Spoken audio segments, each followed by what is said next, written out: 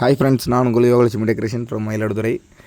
இன்றைக்கி பார்த்திங்கன்னா ஒரு முக்கியமான ஒரு வீடியோ என்னென்னு கேட்டிங்கன்னா, முக்கியமான பதிவுன்னு கூட சொல்லலாம். என்னென்னு கேட்டிங்கன்னா, நம்ம அந்த ஸ்கொயர் பைப்பு வந்துட்டு பார்த்திங்கன்னா வளைக்கிற அந்த மிஷின். ஸ்கொயர் பைப்பை அவ்வளோ சீக்கிரத்தில் வளைக்க முடியாது, லேஸில் வளைக்க முடியாது. ஆனால் பார்த்திங்கன்னா அதை வளைக்கிறதுக்காக மிஷின் வந்துட்டு நம்ம ரெடி பண்ணோம். இன்றைக்கி பார்த்திங்கன்னா நம்ம அந்த மிஷினோடைய அந்த இதை வந்துட்டு நம்ம போட்டிருக்கோம். வீடியோ போடணுன்ட்டு ரொம்ப நாளாக வந்துட்டு நம்ம ஆசைப்பட்டது. இன்றைக்கி பார்த்திங்கன்னா வீடியோ போட்டிருக்கோம். அதில் வந்துட்டு பார்த்திங்கன்னா ஜாக்கி வந்துட்டு பார்த்திங்கன்னா திடீர்னு ஃபால்ட் ஆகிட்டு, அதனால் வந்துட்டு ஜாக்கியை வந்துட்டு மாற்றணும். அந்த ஹைட்ராலிக் ஜாக்கியை எடுத்துகிட்டு மர ஜாக்கியை வச்சு டைட் பண்ண லைட் இன்ச்சு பை இன்ச்சாக பார்த்திங்கன்னா அப்படியே பெண்ட் பண்ணணும். நம்ம சுற்ற பார்த்திங்கன்னா அது ரொட்டேஷனில் வந்துட்டு பைப்பை வளைச்சி கொடுக்கும். இந்த மிஷினை வந்துட்டு நான் பார்த்திங்கன்னா 12 வருஷத்துக்கு முன்னாடியே நான் வந்துட்டு டெக்கரேஷன் ஆரம்பித்து ஒரு 15 வருஷம் ஆகுது. 12 வருஷத்துக்கு முன்னாடியே நான் வந்துட்டு இதை செஞ்சிட்டேன். எப்படின்னு கேட்டிங்கன்னா, நம்ம வந்துட்டு பார்த்திங்கன்னா இதுக்கு மெயின் காரணம் பார்த்திங்கன்னா நம்மளோட யூடியூப் தான். யூடியூப்பில் பார்த்திங்கன்னா இந்த வீடியோ அப்லோட் பண்ணியிருந்தாங்க, ஃபாரினர்ஸ் வந்துட்டு அப்லோட் பண்ணியிருந்தாங்க. அதை பார்த்து தான் நம்ம வந்துட்டு இந்த மிஷினை வந்துட்டு ரெடி பண்ணோம். ஆனால் ஈஸியாக ரெடி பண்ண முடியல.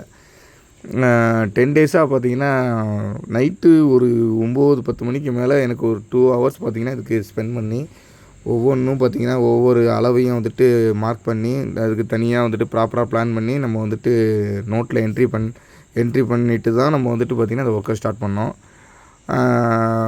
ஒரு 2 நாளில் அதை நான் செஞ்சேன். 2 நாளில் தான் செஞ்சேன். 2 நாளில் நான் மட்டும், அதாவது யாருடைய ஹெல்ப்பும் இல்லாமல் நான் மட்டும்தான் செஞ்சது இந்த மிஷினு. பார்த்திங்கன்னா தெரியும், கருப்பு கலராக நான் வந்துட்டு பெயிண்ட் ஒன்றும் இது பண்ணல. ஏன்னா மிஷின் வந்துட்டு எந்தளவுக்கு சக்ஸஸ் ஆகுதுன்னு தெரியலன்றதுனால பெயிண்ட் அடிக்காமல் அப்போ ரெடி பண்ணேன். அப்படியே விட்டாச்சு. ஆனால் இது மூலயமா பார்த்திங்கன்னா ஏகப்பட்ட மெட்டீரியல் வந்துட்டு ரெடி பண்ணியிருக்கோம். அவ்வளோ ஹெல்ப் பண்ணது இந்த மிஷினு. இந்த மிஷினோட ஹெல்ப் வந்துட்டு ஏகப்பட்டது. ஏன்னா நம்ம டெக்கரேஷன் இதில் பார்த்திங்கன்னா டன் கணக்கில் ஏகப்பட்ட மெட்டீரியல் ரெடி பண்ணியிருக்கோம். எல்லாமே பார்த்திங்கன்னா நம்ம அந்த பைப் வளைக்கிறது சம்மந்தமாக எல்லாமே பார்த்திங்கன்னா இந்த மிஷினில் தான் ரெடி பண்ணோம்.